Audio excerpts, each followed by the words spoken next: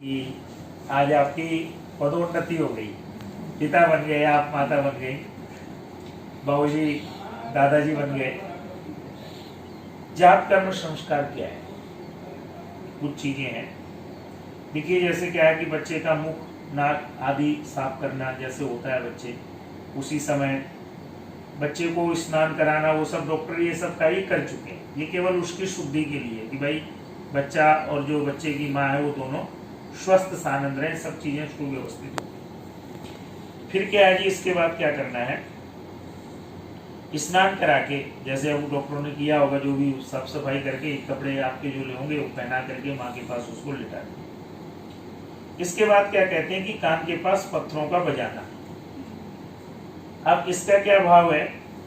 तो यहाँ पे बहुत सुंदर चर्चा है कि शरीर रचना शास्त्रियों को कहना है कि बच्चे में सुनने की शक्ति पहले जागृत होती है, सबसे पहले उसकी सुनने की शक्ति जग जाती है। इसीलिए यहाँ पे कहा गया है कि चरक ऋषि ने, जिसका आप लोग जो आपके लिए पूज्य हैं चरक ऋषि आयुर्वेद के, तो चरक ऋषि ने कहा है कि पहले कान को जागृत करने की उन्होंने सलाह दी जात कर्म। इसलिए बच्चे के पास थोड़े पत्थर बजाना, या चलिए आप देखिए बच्चा जब रोता है, नहीं रोता तो उसको थोड़ा सा रुलाने का, क्योंकि उसके फेफड़े खुल जाए, तो वही सब भाव है इसका।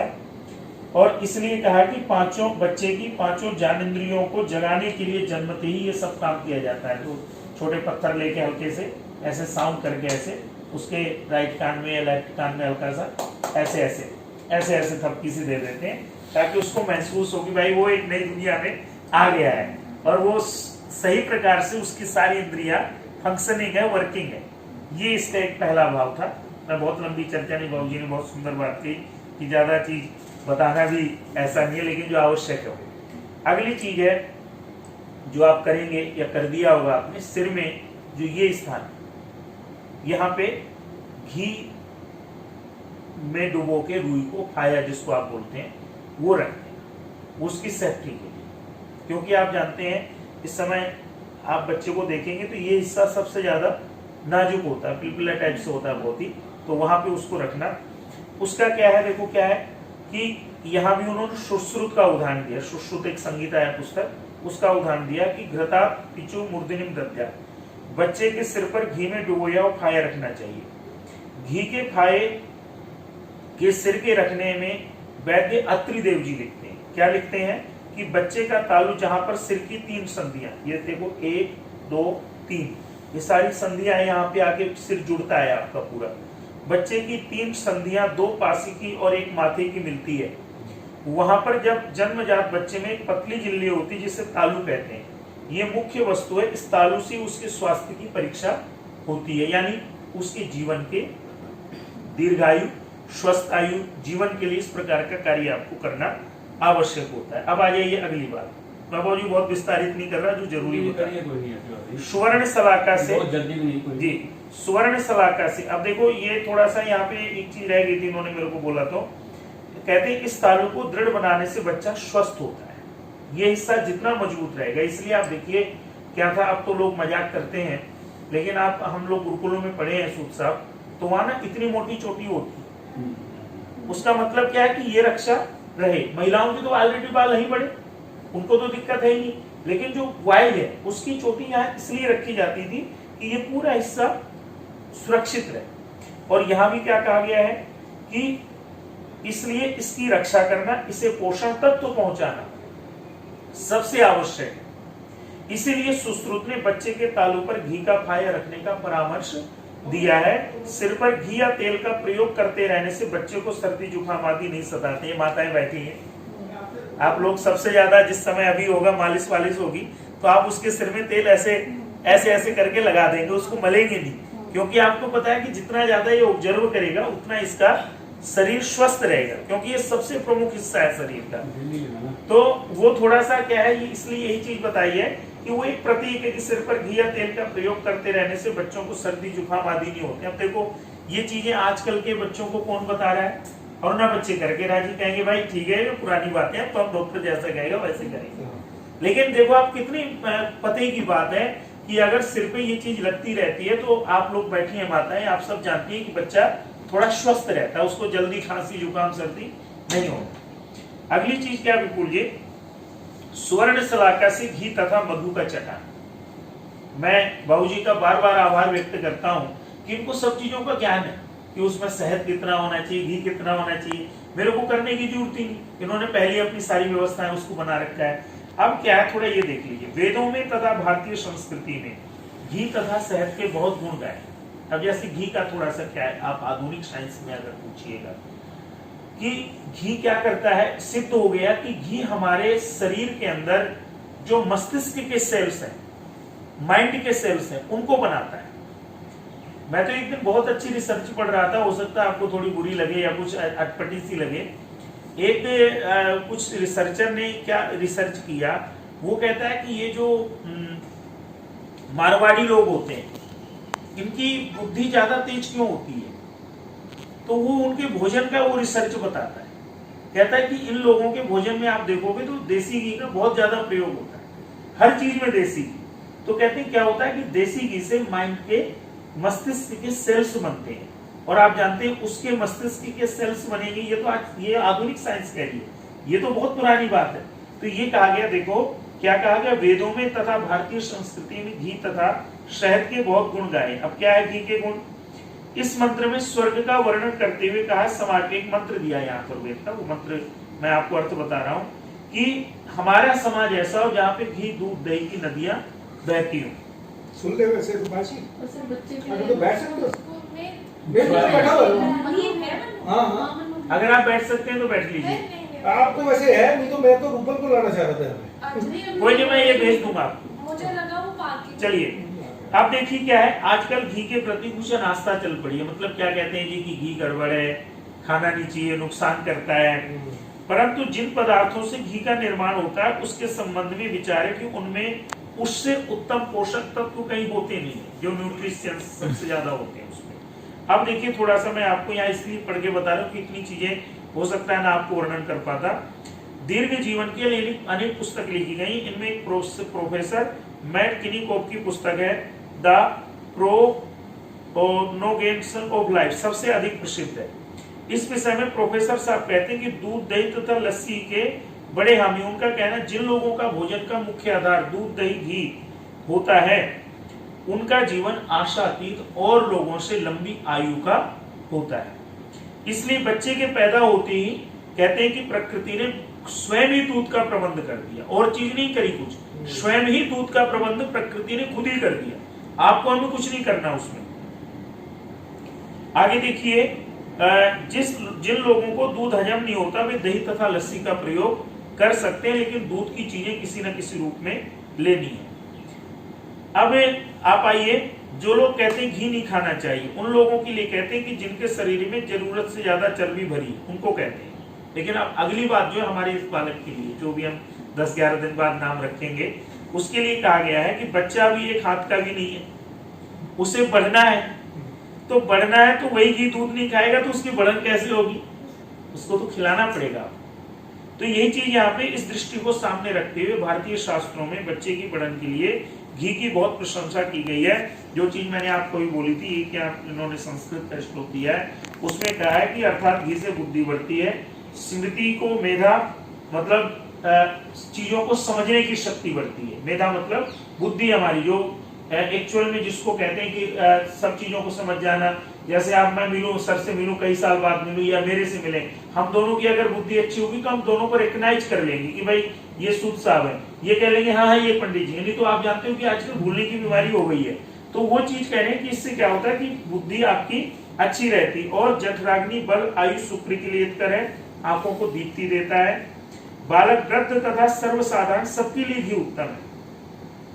और जो लोग कहते हैं घी इसलिए नहीं खाना चाहिए क्योंकि इसमें कोलेस्ट्रॉल है, वे सिर्फ घी खाने से ही मना नहीं करते, हर प्रकार की चर्बी खाने की मना करते हैं, क्योंकि कोलेस्ट्रॉल केवल घी में नहीं, डालडा आदि हर प्रकार की चर्बी में पाया जाता है।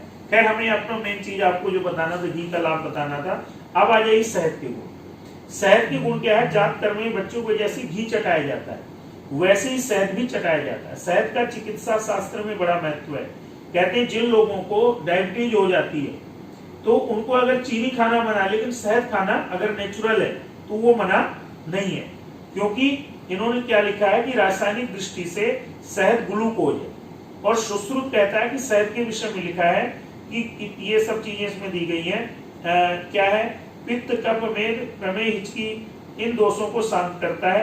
वात पित्त, कफ, आप तो आयुर्वेद के हैं, आप जानते हैं कि आपके पास जाएंगे तो आप मेरी नाड़ी ही देखेंगे, आपके जो वैद्य होंगे वो कहेंगे पंडित जी आप नाड़ी दिखाओ। वात पित्त कफ तीनों का दोष अगर कोई होता है तो उसको बैलेंस कर देता है, समन कर देता है, इसलिए शहद का यहाँ बहुत जरूरी है। स्वर्ण शलाका का प्रयोग। अब एक चीज मैंने आपको शुरू में बोली थी कि जैसे वो कस्टर्ड ऑयल आप पिलाते हैं, तो वही चीज यहाँ पे कही गई है कि घी और शहद चटाया क्यों जाता है। जैसे आपने बहुत अच्छा प्रश्न किया बाबूजी कि पंडित जी उसको तो थोड़ा सा पी लिया है, तो पी लिया है तो स्वाभाविक है आप डॉक्टर की कंसल्ट करेंगे कि ये चीजें दे कि ना दे। तो यहाँ पर ये कहा गया है कि आंतों में एक प्रकार का मल जमा होता है बच्चे के, जिसे मैकोनिकियम कहते हैं। डॉक्टर लोग प्राय इस मल को निकालने के लिए अरंडी का तेल यानी कस्टर्ड ऑयल का प्रयोग करते हैं, परंतु इससे आंतें उद्वेलित हो सकती हैं। इस मल को निकालने के लिए घी और शहद का अत्युत्तम पदार्थ है। मतलब ये केवल संस्कार नहीं है, ये बच्चे के जीवन का एक विचार है, उसको आगे ले चलने का एक मार्ग है कि भाई डॉक्टर जैसे दे रहा है, अगर आप ये शहद और थोड़ा सा घी उसके अंदर चला जाएगा तो जो उसके कोई मल पदार्थ होंगे वो सारे के सारे साफ हो जाएंगे। खैर बस एक अंतिम चीज करके एक शुरू करते हैं, सलाका सोने की। अभी आपसे करवाएंगे, बाबूजी करवाएंगे। संस्कार विधि में लिखा है कि घी और मधु को सोने की सलाका से बालक को चटाएं। घी तथा मधु की विशेषता पर हम कह चुके, स्वर्ण की विशेषता क्या है? क्या है कहते हैं, यहाँ तो लिखा है स्वर्ण की सलाका से घी तथा मधु को चटाएं, परंतु सुश्रुत में तो ये लिखा है कि दोनों में स्वर्ण का मिश्रण भी कर देना चाहिए। आयुर्वेद में आप लोग तो देते हैं स्वर्ण भस्म, देखिए कितनी महंगी होती है, और आप जानते हैं कि जो आप उत्पादन करते होंगे कितना उसकी सुरक्षा के साथ करते हैं। तो सुश्रुत कहते हैं कि केवल घी शहद मत दीजिए बाबूजी, उसको उससे चटाइए नहीं, बल्कि थोड़ी सी उसमें स्वर्ण का भी मेल कर दीजिए ताकि वो खा ली जाए। अब क्या है इसका अर्थात, अनामिका अंगुली से मधु, घृत तथा स्वर्ण बालक को चटाए।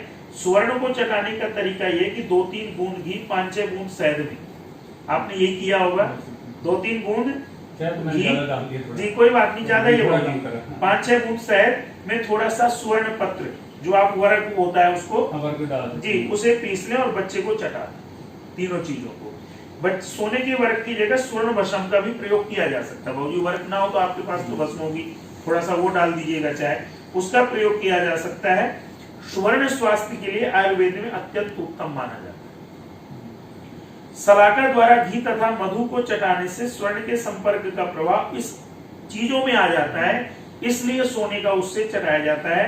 परंतु जो इतने से संतुष्ट ना हो, सोने के थोड़े से वर्क का प्रयोग कर दें। सोने के लाभ के विषय में लिखा है कि स्वर्ण खाने वाले के अंग में विष ऐसे ही प्रभाव नहीं करता। देखिएगा कितनी गजब की बात है, विष हरता है हमारा ये, विष ऐसे ही प्रभाव नहीं करता जैसे पानी में रहते हुए कमल के पत्र पर पानी का प्रभाव नहीं होता। ये शास्त्र की बात है। स्वर्ण के विषय ये कथन अतिरिक्त हो सकता है, परंतु स्वर्ण की एलोपैथी, होम्योपैथी, आयुर्वेद तथा यूनानी सब में स्वास्थ्य के लिए प्रशंसा की गई है। तो ये चीज है। अब ओम लिखना क्यों है ये थोड़ा सा मैं बीच में बता दूंगा, क्योंकि थोड़ा सा अब आगे ये ओम लिखना है, उसके बाद आप बालक के कान में बोलेंगे वेदोवशी, तो वो भी थोड़ा सुन लेगा। बस ये 2-3 चीजें हैं और काम खत्म। तो आइए सबसे पहले यज्ञ शुरू करें। आपके पास आचमन के लिए मंत्र है ना, उसके के बाद की तरफ से वो सब है सर, वो सब करवाऊंगा, वो सब कराऊंगा। ये तो मैंने आपको समझाया थोड़ा सा, अभी तो संस्कार शुरू कहाँ हुए, वो तो आपको शुरुआत कराया कि करना कैसे, ताकि इंटरेस्ट लेके आप बैठे। ये लीजिए आचमन करेंगे सबसे पहले, उनको भी दे दीजिए। आप चलिए एक पैसा आपको दे दें, आप शेयर कर सकते हैं, आप इधर बैठे हो जाएगा सबको। आइए राइट हैंड में लीजिए, आप भी मंत्र बोलने पर पी लीजिएगा। ओम अमृतोपस्त्रणमसि स्वाहा, दोबारा लीजिएगा। ओम अमृता पिधानमसि स्वाहा, तीसरी बार लेंगे। ओम सत्यम यशा श्रीमय श्रीस्यतां स्वाहा, हाथ धो लीजिए। लेफ्ट हैंड में जल लीजिएगा, बाएं हाथ में अंग स्पर्श करेंगे। ओम वाग्मे अस्य अस्तु, ओम नसोर्मे प्राणमस्तु, ओम अक्षणोर्मे चक्षुरस्तु, ओम कर्णयोर्मे श्रोत्रमस्तु, ओम बाहुर्मे बलमस्तु, ओम मुरुर्मे योजवस्तु, ओम अरिष्टानि लिंगानि स्तनुस्तर्वान्मे सहसन्तु। ओम, मैं अपनी पुस्तकें दे देता हूँ, मैं पेज बोलता जाऊंगा। ओम विश्वानि देव सवितर्दुरितानि परासुवै, यद्भद्रं तन्नयासुवै। ओम हिरण्यगर्भे समवर्तताते भूतस्य जाते, पतिरेकयासीत् सदा धारपृथिवीत्यामुते मां कस्मै देवाय विशाविधेम। ओम ययात्मेदा बलिदा यस्य विश्वे उपासते, रशिसं यस्य देवाः, यस्य छायायमृतं यस्य मृत्युः, तस्मै देवाय विशाविधेम। ओम यप्राणितो निमिषतो महित्वैकैद्राजा जगतो बभूव, यैसे अस्य द्विपदस्य तुष्पदै, तस्मै देवाय विशाविधेम। ओम येन द्यौरुग्रः पृथिवी च दृढा, येन स्वास्तवितं येन नाके, यो अन्तरिक्षे रजसो विमाने, तस्मै देवाय विशाविधेम। ओम प्रजापतेन त्वदेतानन्यो विश्वा जातानि परिता बभूव, यत्तामास्ते जुमस्तन्नो अस्तु अयं स्याम पतयोरयीनाम्। ओम सनो बन्धुजनिता सविधाता, भामानि वेद भुवनानि विश्वा, यत्र देवायमृतवासनास्तिये धामन्यधैर्ययन्ते। ओम अग्नेनय सुपधाराये, अस्मान् विश्वानि देव वयुनानि विद्वान्, युयोध्यस्मजोराणमेनो भूयिष्ठां तेन मयुक्तिं विधेम। इति ईश्वर स्तुति प्रार्थना उपासना मंत्र। अब देखिए क्या है कि हमें सबसे पहले आपका जो कक्ष है उसको स्वच्छ करना था, वो तो हॉस्पिटल में हो गया, क्योंकि यहाँ तो बालक स्वच्छ होके आया है तो उसकी स्वच्छता की कोई आवश्यकता नहीं है। नहीं तो मंत्र पाठ के द्वारा हम जल लेते, आपके कमरे में उसको छिड़कते, थोड़ा उसको सफाई करते, करवाते, जो भी यहाँ सब मिलके। तो इस प्रकार से ये पहला भाव इसमें ये है। इसके बाद हमें क्या करना है, नाड़ी छेदन, वो भी हो गया बच्चे का। अब जो प्रसूता का घर है, इन मतलब आपका जो कक्ष है, इसके बाहर का आप कार्यक्रम अब हमें शुरू करना है। सबसे पहले हमें क्या करना है, आचमन मंत्र आपने कर लिए, अंग स्पर्श हमारा हो गया। अंग स्पर्श के बाद हमें क्या करना था, 8 मंत्र भी हमने बोल ही लिए थाली पर। अब इसके बाद सीधा जो है यज्ञ प्रारंभ होगा, यानी अग्न्याधान होगा।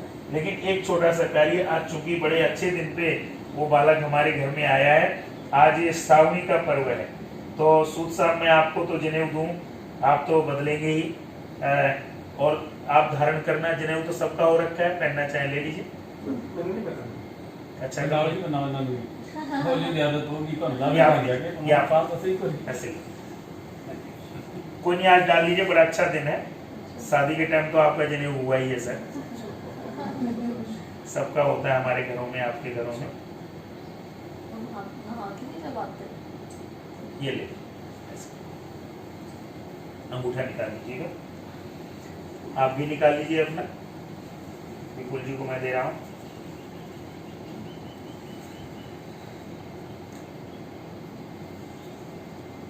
आप भी उचित समझे तो डाल लीजिए, क्योंकि हमारे यहाँ तो किसी प्रकार का कोई भेद है ही नहीं। अभी माता जी ये कह रही कि जनेऊ को लेकर के मेरी बड़ी बहस हो गई।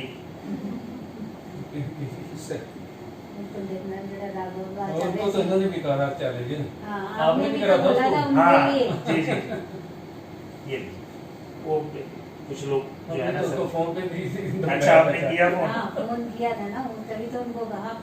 बहुत बढ़िया, ये लीजिएगा आप। ऐसे ओम मैंने डाला हुआ जी, आपको भी दे दूं? तो पीछे करो। बोल ही गया आपको तो है हाँ। ये।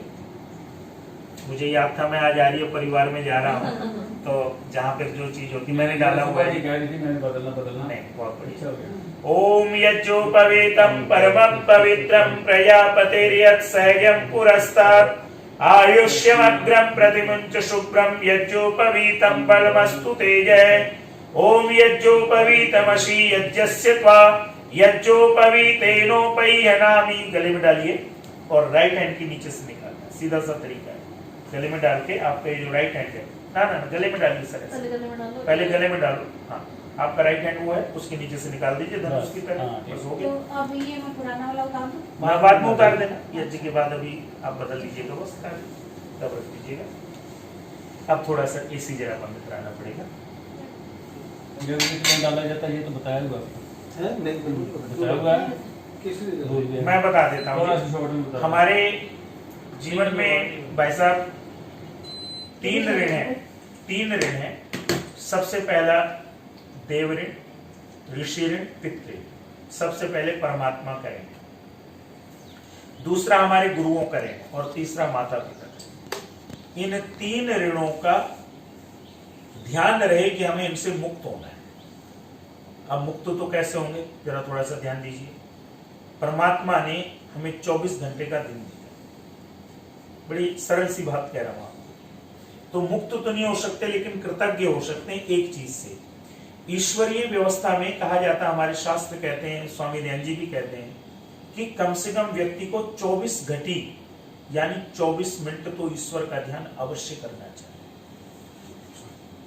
तो उससे क्या होगा, हम अपने कर्तव्य को समझेंगे, प्रभु का हमेशा धन्यवाद करेंगे। अभी तो क्या है, भगवान जी अब ये दे दो, अब ये पूरा कर दो, थैंक्स कहने की बात नहीं आती।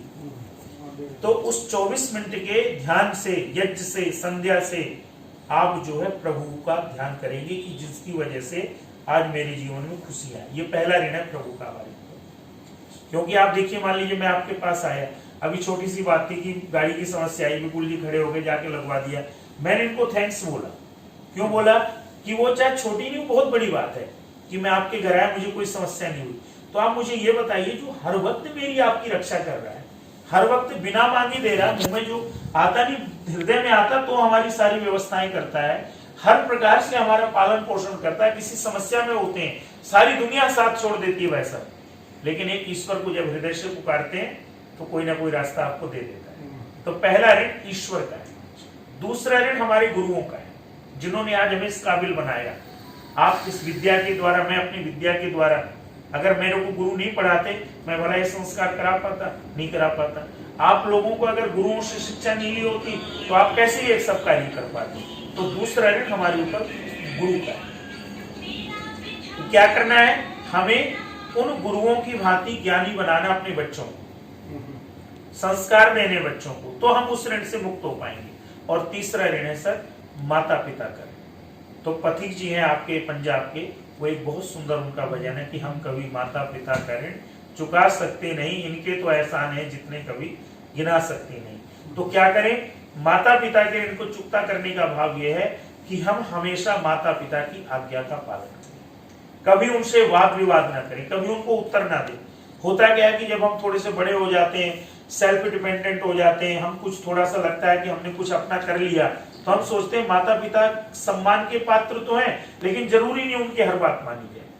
ये इस प्रकार की सोसाइटी में चीजें जो है, वो वेद कहता है कि निषेध करता है कि नहीं, पिता की तो हमें कभी बुराई भी नहीं करनी चाहिए, माता की हमें चाहे कैसे भी है, कैसा भी है, लेकिन उनके लिए एक शब्द नहीं निकालना चाहिए, क्योंकि उनके कारण आज हमारा जन्म है। आज ये देखिए बालक जो आया है, आप दोनों की तपस्या से आया और दादाजी की सुपरविजन प्रेरणा से आया है। साधारण बात नहीं है। ऐसे पिता आपको मिलना, मैं सत्य कहता हूं, आप वास्तव में कोई आपके बहुत सुंदर कर्म थे जो आपने इनका आचल पाए दोनों लोगों ने। नहीं तो जहां पर क्या है, पिता का अर्थ क्या है? पिता का अर्थ केवल सुविधाएं जुटाना नहीं है। पालयति इति स पिता, जो पालन करता है, हर प्रकार से पालन करता है। इन्होंने सुविधाएं भी दी, सुविधाओं के साथ संस्कार भी दिए और तीसरी पीढ़ी को संस्कार दे रहे हैं। तो ये 3 ऋण है हमारे ऊपर सर। इसलिए इस यज्ञोपवीत का भाव यह है, आज मैं एक बात के लिए इनका और आभार व्यक्त करूंगा, और श्रावणी का भी पर्व का, कि हमारे यहाँ ये कहा जाता बिना यज्ञोपवीत मैंने हवन नहीं करना है। यज्ञोपवीत का मतलब क्या है? यज्ञ उपवीत, अब आपको अधिकार मिल गया यज्ञ के पास बैठने का। उपवीत मतलब पास, इसलिए यज्ञोपवीत करते हैं। बहुत सुंदर इसका भाव, समझ गए होंगे आप मेरे ख्याल से। अब आप दीपक प्रज्वलित करेंगे। अब देखिए क्या है, आज देखिए प्रभु की कितनी कृपा है। शास्त्र हमारे कहते हैं कि आप तो अपने कमरे में रहेंगे, क्योंकि आने की स्थिति में नहीं, उस समय जन्म हुआ बच्चे का। लेकिन आज चूंकि शायद दूसरा दिन है, तीसरा दिन है आज, तो प्रभु की कृपा से आप भी स्वस्थ हैं, सानंद है, बैठ भी सकते हैं। तो जितनी देर वहां बैठ पाए आप बैठिए। हम सोच रहे हैं कि आप साथ ही अलग नहीं है, जब बच्चे की आवाज आए तो आप चाहे आगे तो आप चले जाइए, बीच में फिर आपको हम बुलाएंगे, उसके कानों में मंत्र पढ़ने हैं बहुत सारे, संस्कार का जो असली भाव है। आप आइएगा, फिर अगली चीज करवाएंगे, तब तक मैं यज्ञ शुरू करा। एक माचिस जरा ले जाइए, आराम से आराम से आराम से आराम से। बिल्कुल जी, माचिस जरा देखिए।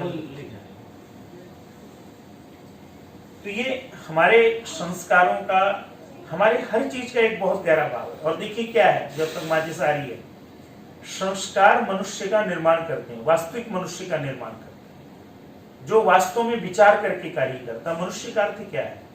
मंत्रो जो मत्वा कर्माणि सिद्ध्यति, यानी जो मनन करके कार्य करता है, उसी का नाम मनुष्य है। अब मनन कहां से मिलेगा?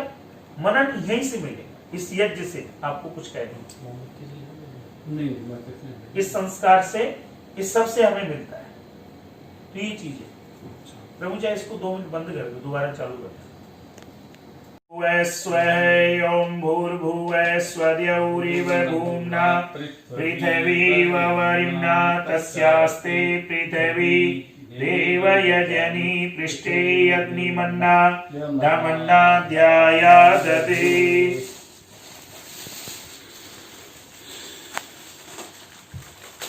आजकल ऐसे गाय के लाए होंगे ना सर, ढूंढ के। अच्छा, ये बाजार से होते हैं बनेंगे ऐसे।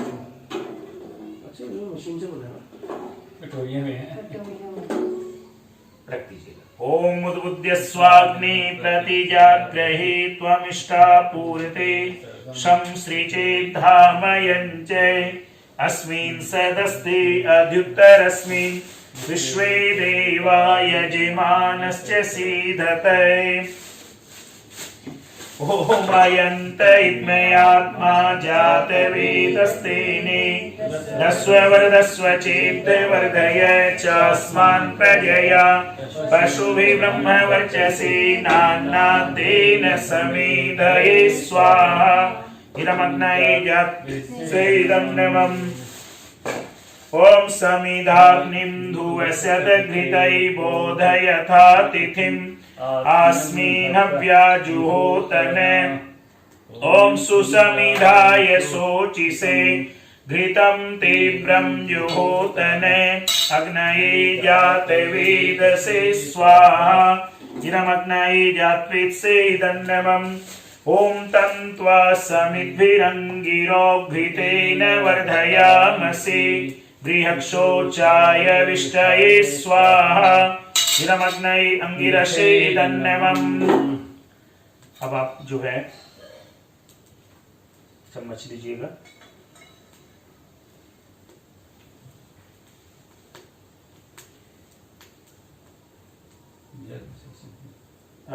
पांच आहुतियां इसमें असल में दी नहीं है, दे देते हैं, दे दीजिए 5 आहुतियां।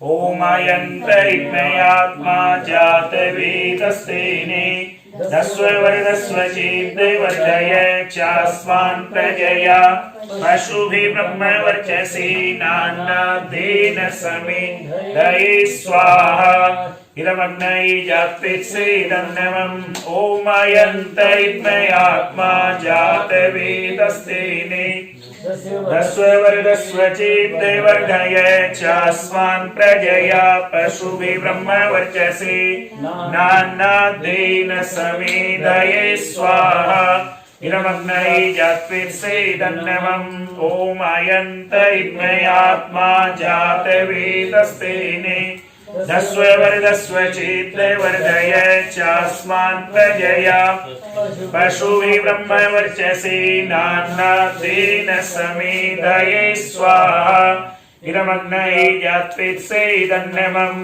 ॐ अयन्त इद्मयात्मा जातवेदस्तेने दस्ववर्गस्व चेद्वर्धय चास्मान् प्रजया पशुभिः ब्रह्मवर्चसि नान्नादेन समेधये स्वाहा इदमग्नये जात्वित्सेदन्नमम् ॐ अयन्त इद्मयात्मा जातवेदस्तेने दस्ववर्गस्व चेद्वर्धय चास्मान् प्रजया ब्रह्मवर्चसि नान्नादेन समेधये स्वाहा इदमग्नये जात्वित्सेदन्नमम् ॐ अदितेयन्मन्यस्व ॐ मन्मतेयन्मन्यस्व ॐ सरस्वत्येन्मन्यस्व ॐ देव सविताः प्रशुवयज्ञपतिं भगाय दिव्यो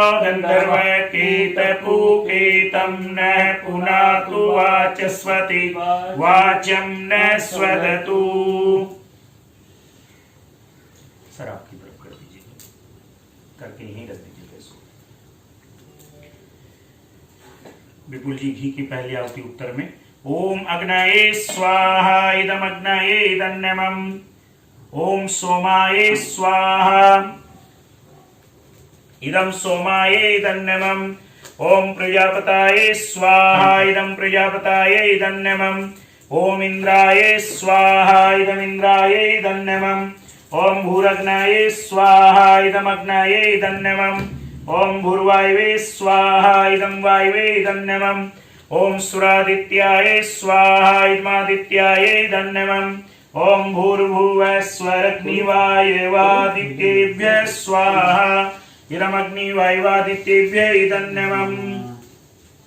अब सर जो है आज के यज्ञ में, आज के संस्कार में सूत सा आहुतियां कम है लेकिन और चीजें ज्यादा हैं, जैसे कान में मंत्र जप करना, दाएं कान में बाएं कान में। तो अब जो है हम थोड़ा इसी विधि का पालन कर लेते हैं। मैं दैनिक अभी करा दूंगा थोड़ा सा। आप क्या कीजिए, दो घी की आहुतियां। ओम यम तिरश्चि निपद्यते यम विधारणीति संत्वाग्रतस्य धारये सम्राधिनी महम साम्राधिन्ये दिव्य दृष्ट्यै स्वाहा इदं सम्राधिन्ये इदन्नमम् ओम विपश्चित पुच्छभरत तद्धाता पुनराहत परे त्वं विपश्चित पुमानेयं जनिष्यतो असुनाम स्वाहा इदं धात्रे इदन्नमम्। छोड़ दीजिए। अब जो है सबसे पहले 3 आहुतियां पूर्णिमा की घी की। ओम अग्नये स्वाहा ओम अग्नि सोमाभ्यां स्वाहा ओम विष्णवे स्वाहा। अब सूत्सा सामग्री आप सब ले लीजिए। प्रातः का सायंकालीन आहुति दे लेते हैं, फिर पूर्ण आहुति करेंगे। ओम सूर्य ज्योति ज्योति सूर्य स्वाहा ओम सूर्य, आराम से बैठ जाइए। ओम सूर्य वर्ज ज्योति वर्ज स्वाहा ओम ज्योति सूर्य सूर्य ज्योति स्वाहा ओम सयुर्देवेन सवित्रा सयुरुषसेन्द्रवत्या जुषाण सूर्यो वेतु स्वाहा ओम भूरग्नये प्राणाये स्वाहा इदमग्नये प्राणाये इदन्नमम् ओम भूर्वायवे अपानाये स्वाहा इदं वायवे अपानाये इदन्नमम् ओम सुरादित्याय व्यानाये स्वाहा इदमादित्याय व्यानाये इदन्नमम् ओम भूर्भुवः स्वरग्निवायवादित्येभ्यः प्राणपानव्यानेभ्यः स्वाहा इदमग्नि वायुवादित्येभ्यः प्राणपानव्यानेभ्यः इदन्नमम् ओम आपो ज्योतिरसो अमृतम् ब्रह्म भूर्भुवः स्वरों स्वाहा। ओम यं वेदां देवगणा पितरश्च उपासते तया मा मध्यमेधया अग्निमेधाविनं कुरु स्वाहा। ओम विश्वानि देव सवितर्दुरितानि परासुव यद्भद्रं तन्नयासुव स्वाहा। ओम अग्नेनय सुपधाराय अस्मान् विश्वानि देव वयुनानि विद्वान् युयोध्यस्व जुहुराणमेनो भूयिष्ठां तेन मयुक्तिं विधेम स्वाहा। सायंकालीन ओम अग्निर्ज्योति ज्योतिरग्नि स्वाहा। ओम अग्निवर्जो ज्योतिवर्च स्वाहा। ओम स्वाहा। ओम सयुर्देवेन सवित्रा सयुरात्रेन्द्रवत्या जुषाणो अग्निर्वेतु स्वाहा। ओम भूरग्नये प्राणये स्वाहा। इदमग्नये प्राणये दण्डमम्। ओम भूर्वायवे अपानाय स्वाहा।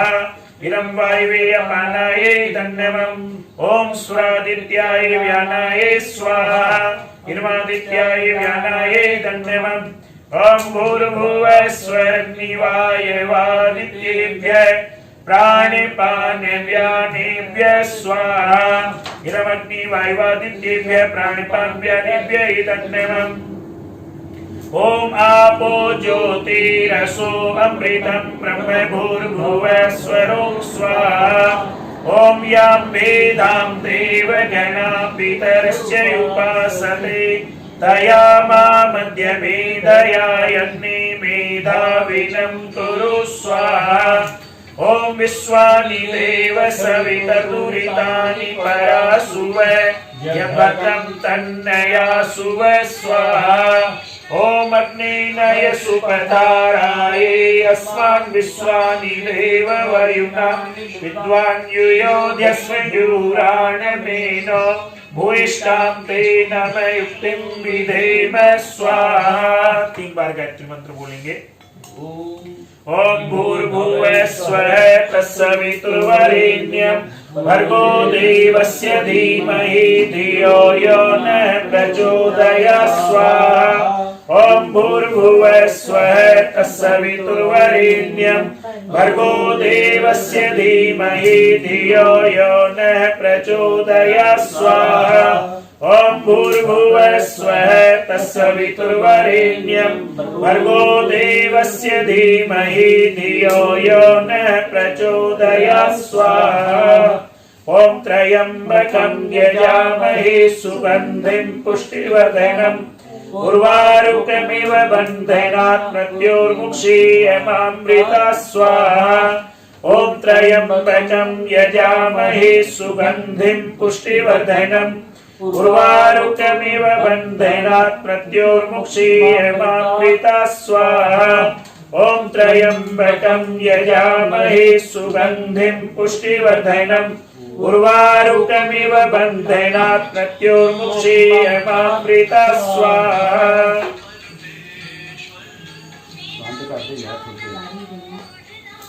पूर्णाहुति वैसी कर लेते हैं बाबूजी, इसकी जरूरत तो नहीं है।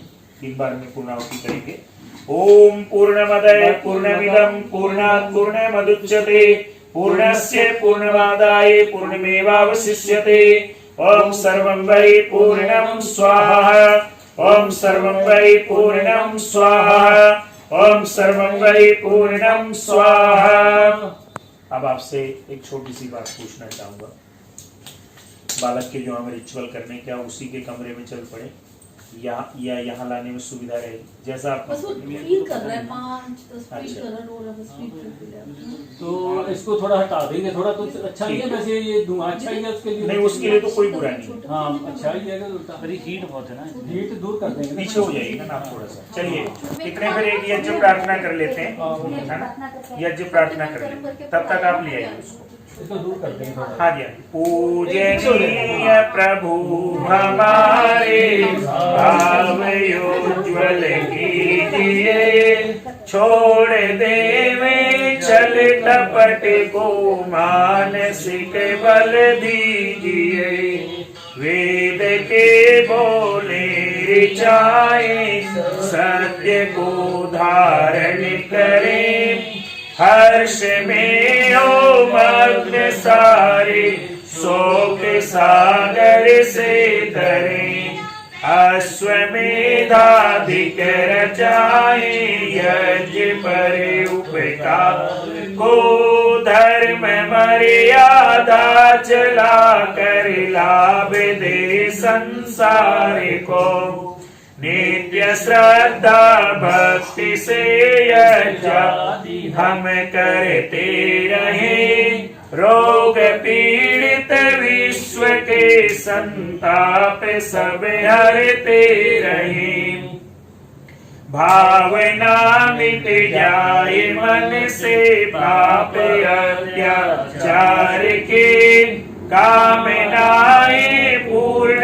होवे यज्ञ से नर नारी की, लाभकारी हो हवन हर प्राणधारी के लिए, वायु जल सर्वत्र हो शुभ गंध को धारण किए, स्वार्थ भाव मिटे हमारा प्रेम पथ विस्तार हो, इधन्य ममता सार्थक प्रत्येक में व्यवहार हो, हाथ जोड़ झुकाए मस्तक वंदना हम कर रहे, नाथ करुणा रूप करुणा आपकी सब पर रहे, पूजनीय प्रभु हमारे भाव उज्ज्वल कीजिए, छोड़ देवे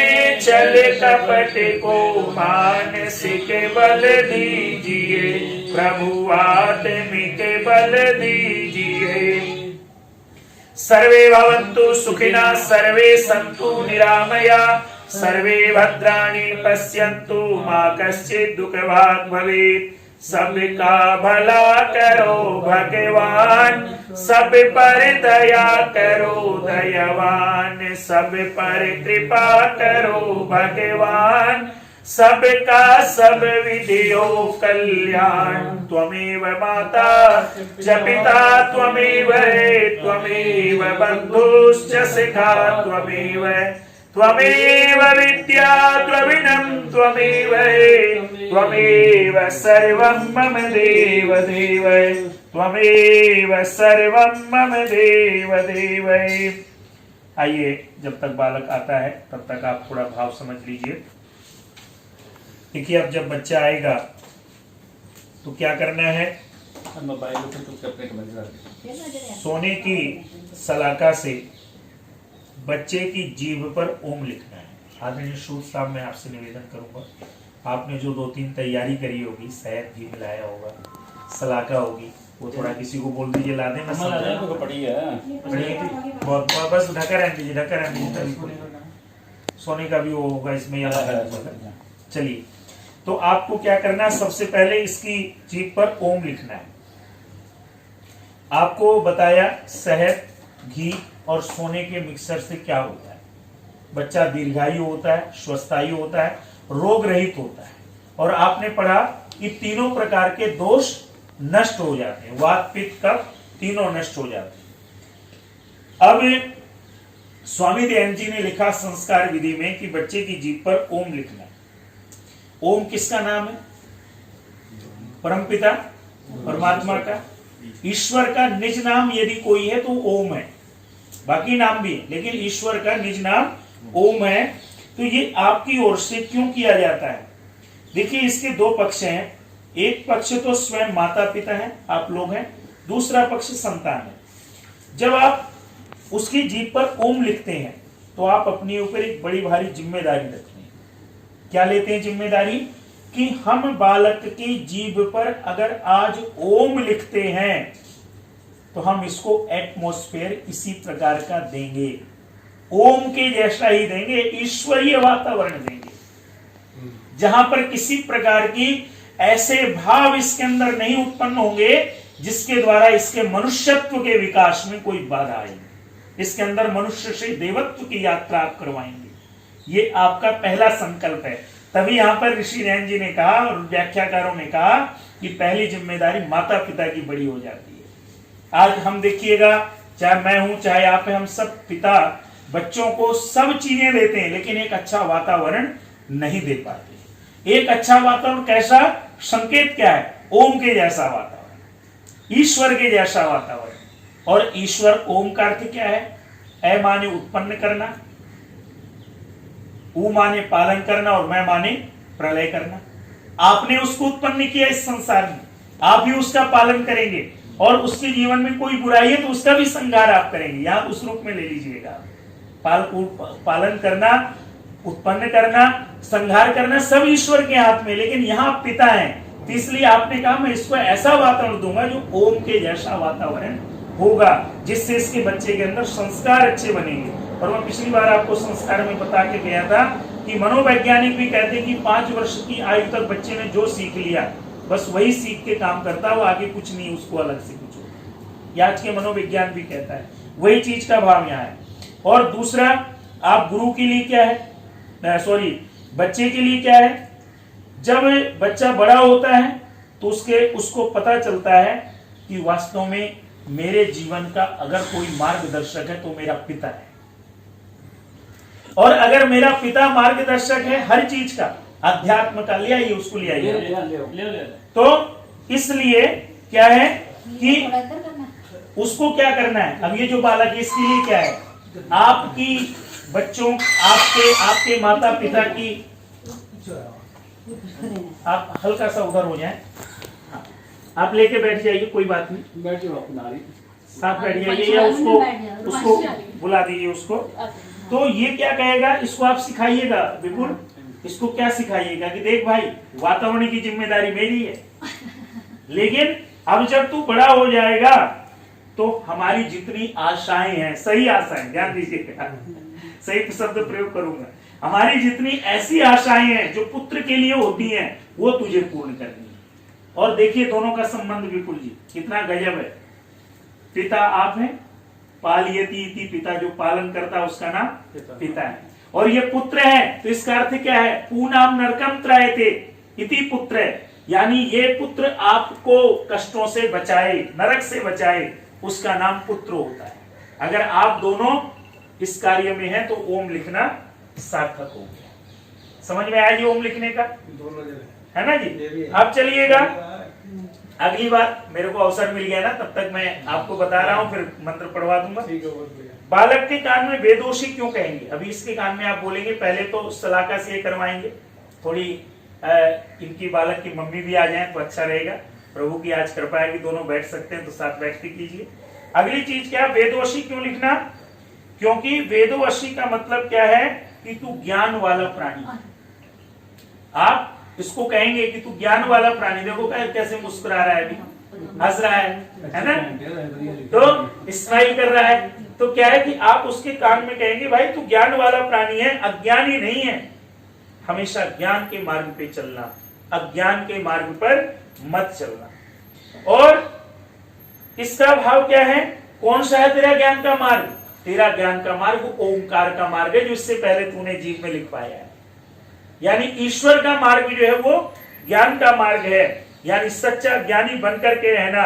और जब सच्चा ज्ञानी बन के रहोगे तो ध्यान देना, फिर आप धर्म के मार्ग से नहीं भटकोगे। मैं आदरणीय सूद साहब का, देखिए विपुल जी, आज क्या कहते हैं हमारे माता पिता? कहते हैं कि भाई पता नहीं हमारे बच्चे दूसरे धर्मों के लिए क्यों आकर्षित हो जाते हैं। किसी को मस्जिद जाना अच्छा लगने लगता है, कोई चर्च जाने लगता है, हिंदू बच्चा। उसका कारण यह है कि उन बच्चों को हमने बताया ही नहीं ना कि हमारी संस्कृति में कितनी गहराई है, कितनी समृद्धि है, कितनी रिच है। इनका तो कुछ भी नहीं है, इन लोगों का तो एक गिरोह है संगठित, जो पूरे विश्व पे केवल कब्जा करना चाहता है और कुछ नहीं है। तो ये चीज यहाँ पे है। अब आइए जरा सूद साहब जरा वो दीजिए, थोड़ा आप जाइए, आप कराइए, वो उठाइएगा जरा। 2 मिनट रुक गए, कोई बात नहीं, कोई नहीं, वो वैसे ही करना। आप लेके खड़े हो जाइए, थोड़ा सा हिला दीजिए उसको, अरे मुंह पे लगा थोड़ा सा, टांगी लगे थोड़ा सा लगा, टांग निकालेगा, मीठा मीठा लगेगा ना। बस लगा दीजिए आप। ओम तो क्या लिख पाएंगे उसमें? नहीं, वो लिख सकता, जवान निकालेगा तो लिख दी, ये जवान निकालेगा ना मीठे नू, फिर वो लिख दे पहला, फिर हाँ, पहले मीठा लगा दी। टच करा दो, टच करा जवान पे दो, टच करा दो। आप दे दो, जीभ में दे दो। Very good, very good. एक दो बार और कर दो, एक दो बार और कर लगा दो। ना थोड़ा। हाँ लगा लगा फिर। तो आप ही डर रहे हैं। इतना सुनती है। कोई नहीं, बच्चे हैं ये भी। तो दर्द बहुत है। यार वो नहीं एक दो बार और चखा दो उसको। चल, बस। लिख दे, जितना करना है। नहीं लिखा रहेगा। नहीं, ऐसे ऐसे कर दे बस। हाँ। ऐसे हल्का सा टच कर दो उसको, जीभ में बस। लगा दे बस। ठीक है, चल चल कोई नहीं देखिए। ठीक हो गया, लिखा है। आइए अब। फिर भी चितारा तो होता है, थोड़ा 5-6 चढ़ा दीजिए ना आप, हैं? चढ़ा दो आप। तुझे नहीं लग रही है बहुत ज्यादा। अरे बेटा, अरे बिल्कुल जी, लगने दो, थोड़ी सी गर्मी कुछ नहीं लग उसको। रही बेटा। हाँ बस अभी आपने बोला ना अच्छा वातावरण दोगे, यही अच्छा वातावरण है। मना कर रहा है वो। लगा कि नहीं लगा? दादाजी ने कर दिया ना ना। नहीं आता ना। हाँ, बोल बोल बोल बोल बस बस, बस चलिए छोड़ दीजिए बाबूजी, बहुत है बहुत है। बिल्कुल लेके खड़े हो जाओ उसको, आप रो रहा है थोड़ा शांत हो जाए। छोटे से लगा लेना थोड़ा को तो डर लगता है। कंजू पकड़ लेंगे। और हाँ, ओके। वहीं से पकड़, कैसे पकड़ ली थी पहले बेटा? दोनों हाथ से। हाँ, अरे डरो मत भाई, आप तो कोई बड़े चले जाएंगे। थोड़ा गर्मी तो लग रही है। तुम तो पकड़ रहे, क्या दिक्कत है? डर क्यों रहा है? नहीं नहीं, कोई बात नहीं, कोई नहीं है लेनी। बस बस, बड़ी जल्दी होता है यार। ऐसे करके बोलो। बिल्कुल थोड़ा हिला ले इसको। बिल्कुल बड़ा हिला ले। बिल्कुल इसके इसके राइट कान में सिर पे आप रखो, सिर पे। बोलो आप। हाँ, राइट ही है। ये तो सी। हाँ, वेदोवशी बोलो, ओम ओम वेदोवशी। बेदोसी। ठीक है जी, सोने का सलाटा का कार्य हो ही गया। अब मधुप्रासन बाबू जी ने चटाई दिया, मैं मंत्र बोल देता हूँ क्योंकि इस समय रो रहा था। ओम प्रयते ददामि मदनो घृतस्य वेदम सवित्रा प्रस्वामघोनम आयुष्मान गुप्तो देवता भी सर्वमेव स्वर्दे लोके अस्मिन्। अब जो है विपुल जी, आपको 9 मंत्र हैं, कोई बात नहीं, धीरे धीरे बोलते जाइए, मैं बुलवाता जाऊंगा। इसके दाएं कान में ही बोलना है, आशीर्वाद देना है इसको आपको। बोलिए ओम मेधाम ते मेधाम ते देव सविता मेधाम देवी सरस्वती मेधाम ते अश्विनौ देवा वाधत्ताम पुष्करः श्रेयौ। क्या बोला आपने? सृष्टि को उत्पन्न करने वाले परमात्मा देव और ज्ञान देने वाली सरस्वती वाग देवी और अश्वी देवता। जो अश्विनी देवता होते हैं 2 होते हैं, जोड़ी के साथ होते हैं। अश्वी देवता और पुष्कल उत्पत्ति करके संसार को माला में पिरो देने वाली पुंसत्व तथा स्त्रीत्व नाम की दोनों शक्तियां, हे बालक तुझे मेधा को दे। यानी आप इसकी अच्छी बुद्धि की आपने कामना करी, इसका जीवन में सृजन करने वाला बने, बड़ा होकर, ये भाव है। आगे बोलिएगा ओम अग्नि आयुष्मान वनस्पति भी आयुष्मान ते त्वा आयुषा आयुष्मंतम करोमि। आपने कहा कि हे परमपिता परमात्मा, अग्नि रूप में मेरे बालक को दीर्घ आयु वाला करो, और मैं इसको दीर्घ आयु करने का आशीर्वाद प्रदान करता हूँ। मंत्र से शहद देते हैं ना थोड़ा थोड़ा। नहीं, इसमें नहीं है, इसमें नहीं है। मत कीजिए, वो पहली रो रहा है। हालांकि देखो ये लिखा है इसमें, आप जो बात कह रहे हैं ना वो शुरू में था कि इन मंत्रों से 6 बार, अर्थात एक बार 6 ग्रह मधुप्राशन कराएं, जौ और शुद्ध का पानी अनामिका से थोड़ा सा देवें। करना है 6 बार, कर दीजिए थोड़ा सा। लिखा थोड़ा सा ले लीजिए। मैं फिर एक काम करता हूँ, पंखा चला दे। नहीं पंखा आपको दिक्कत देगा। बिल्कुल जी 2 मिनट की बात है, मंत्र पाठ मैं कर देता हूँ, ठीक है ना? नहीं ठीक कर रहे हो। ओम सोमय आयुष्मानोस्ति वीर आयुष्मातेन त्वायुषायुष्मन्तम करोमि। ओम ब्रह्मायुष्मत्तत् ब्राह्मणी आयुष्मतम तेन त्वायुषा आयुष्मन्तम करोमि। ओम देवायुष्मन्तस्त्यमृतेन आयुष्मन्तेन त्वायुष्मन्तम करोमि। ओम ऋषायुमन्तस्ते व्रतयायुष्मन्तम तेन त्वायुषायुष्मन्तम करोमि। ओम पित्रायुष्मन्तस्ते सुराविरायुष्मन्तम तेन त्वायुषायुष्मन्तम करोमि। ओम यज्ञ आयुष्मान दक्षिणाभिरायुष्मान तेन त्वा आयुषायुष्मन्तम करोमि। अब लास्ट आप बोल दीजिए। ओ बोलिए ओम समुद्र आयुष्मान स्रवंती भी आयुष्मान त्वा आयुषा आयुष्मन्तम करोमि। अब बाएं कान में थोड़ा सा एक मंत्र बोल दीजिए। लेफ्ट कान में। जो वैसे ना विपुल जी, जो बड़ों ने आपको टेक्निक बताई थी ना, कंधे पे थोड़ा सा कर लीजिए, वो बेस्ट थी। पर अभी कंफर्टेबल है, कोई बात नहीं, ठीक है, कीजिए कीजिए। बोलिएगा, बोलिए ओम बोल बिल्कुल। इंद्र श्रेष्ठ श्रेष्ठानि द्रविणानि देहि चित्तिम दक्षस्य शुभगत्वे अस्मे कोशम रयिणाम अरिष्टिम तनूनाम स्वादमानम वाचे सुदिनत्वे अन्नाम। अब जो है इसके कंधे पे हल्का सा एक हाथ नीचे लगा के एक हाथ कंधे पे लगाइए। कौन सी कंधे पे लगाना? राइट है ना?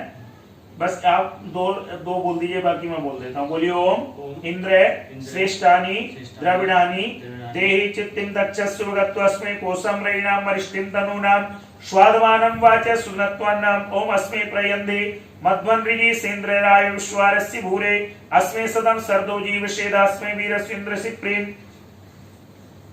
अब ये आपको जब करना है उससे पहले एक मंत्र और है। ओम अस्मा भव परशो भव निस्तम भव वेदो वै पुत्रा नमसी समजीव सर्वश्रुतम।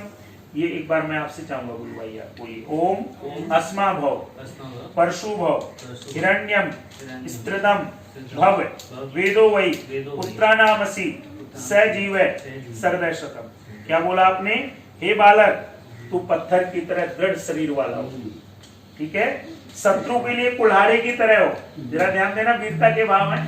आपको याद है जब पिछली बार आशीर्वाद दिया था पिताजी ने, तो क्या बुलवाया था? वीर सुस्तम भव, आपके लिए, आप वीर पुत्र की माँ हो। तो यही यहाँ आशीर्वाद है, स्वच्छ सोने की तरह हो पुत्र। इस नाम से तू निश्चय से पहले भी तू वेदवशी का वेद है, ज्ञान में है, वह तू 100 वर्ष जीवे। ठीक है ना? ये भाव है यहाँ पे। एक बार आप बोलिए ओम त्रायुषम चमदग्ने कश्यपस्य त्रायुषम यद्देवेषु त्रायुषम तन्नोमस्तु त्रायुषम। बस अब तो बाबूजी इनके वहां जाके मंत्र हैं, कमरे में जाके प्रसूतागार में जाके, तो वो तो कोई जरूरत है नहीं। अब जो है आशीर्वाद दो भाई। बोलिए ओम ओवशी कद्मोवशी अस्य अमृतोवशी आस्पत्यम मासम प्रविशे असौ। अब ये थोड़ी सी चीज है ना कि यहाँ नामकरण वाली दी हुई है, उसमें भी यही सेम चीज है। तो कोई बात नहीं, जब आप और हम करेंगे तो 11 दिन बाद इसको दोबारा से नामकरण भी कर देंगे। बस आप थोड़ा सा क्या कीजिए, इस बालक के मुंह को, सॉरी ये मस्तक को हल्का सा सूंघ लीजिए आप इसको। बोलिए ओम अंगात अंगात संस्रवशी हृदया दधि जायसे प्राणम ते प्राणेन संदधामि जीव में यावदा युषम। ओम अंगात अंगात संवसी हृदयादि जायसे वेदो वै पुत्र नामासी समजीव सर्वशतम। ओम अस्मा भव परशु भव ऋणस्त्रम भव आत्मासी पुत्रम मावृता सजीव सर्वशतम। अब थोड़ा सा आपका नाम क्या है? रूपांशी जी। एक आप इसको जब दूध पिलाइएगा तो एक बार ये चीज अभी, अब तो आप फीड करवा के आए इसको, क्या कीजिएगा कि सबसे पहले आप आपका जो राइट है उधर से फिर बाएं से, मैं मंत्र बोल देता हूँ, ये आपकी अपनी क्रिया है। ओम इवं स्तौर्जस्वदं धायपं प्रवीण शरीरस्य मध्ये उत्सम जुसस्व मधुर समुद्रियं सदनां दिसस्व। ओम युवस्तेस्तनं सस्यो मयो भूरत्नदा वसु विद्या सुदत्रे येन विश्वा पुष्यसि वार्याणि सरस्वती तमे धातवे के। अब जी आपकी जिम्मेदारी है ये, 10 दिन आप हवन करेंगे। हवन में दोनों समय लिखा है, दोनों संधि वेलाओं में हवन हो, और भात और सरसों की पील, सरसों जो पीली वाली है, मिला के 10 दिन तक उसकी बराबर आहुतियां आपको देनी है। अब इसका क्या है, कहते हैं इन मंत्रों में अनेक रोगों का नाम लेकर के कहा गया है कि यहाँ से अर्थात बालक के पास से नष्ट हो जाए। रोगों के नाम है, तो खैर पुरानी चीज है, इन रोगों के विषय में हम कुछ नहीं जानते जो नाम है, इसलिए मैं भी नहीं बोल रहा हूँ इसको, लेकिन समस्त रोग, हाँ समस्त रोग चले जाएं। और जैसे संसार में थोड़ा सा होता है कि बच्चा कहीं थोड़ा सा कई बार डरता है, कुछ है, तो वो सारी की सारी चीजें इसकी दूर हो जाएं, ये शुद्ध रूप में बालक रहे। अब अब 1 मिनट दीजिए, 1 मिनट, बस 1 मिनट रुक जाइए हिमांशी। उसने नाम से पढ़ा है। आप सब इनकी तरफ हाथ कीजिए, 1 सेकंड बस, बिल्कुल मुश्किल से 2 मिनट, सब ऐसे हाथ कीजिए, बच्चे की तरफ हाथ कीजिए। मैं मंत्र बोलता जाऊंगा। ओम मानो ये श्री शिव देव्य तनुजा अमर्त्या विनय त्रिप्रत्रम जीवशेन इमं जीव्य परिधिं दधामि महिषानुगाद परोवर्तनेतम सदम जीवंत सर्द पुरिजिस्त्रो मृत्युं दत्ता पर्वतेन ओम विवस्वन्वयं कृणोतु ये सूत्रामादिरदानुसुदानु ये मे वीरा भवन्तु गोमधुस्वन्तु पुष्टम्। बस बहुत बहुत बधाई आपको, शुभकामनाएं। इसको बंद हुआ शुभ जन्म लालन का, बधाई है करे गुण गान ईश्वर का, बधाई है पढ़े विद्या गुरुकुल में, बने विद्वान वेदों का, करे ब्रह्मचर्य का पालन, बधाई है धनुर्धारी हो अर्जुन सा, बलि हो भीष्म के जैसा, हो दानी कर्ण के सानी, बधाई है करे पालन पितु आज्ञा, हजारों कष्ट सह कर भी, हरे दुख द्वंद जननी का, बधाई है बने श्री राम सा बुद्धिमान, रहे आरोग्य जीवन में, अमर संसार में हो बस, बधाई है 100 बार आशीर्वाद, इसको नित्य गुलशन का, हो वैदिक वीर भारत में, बधाई हो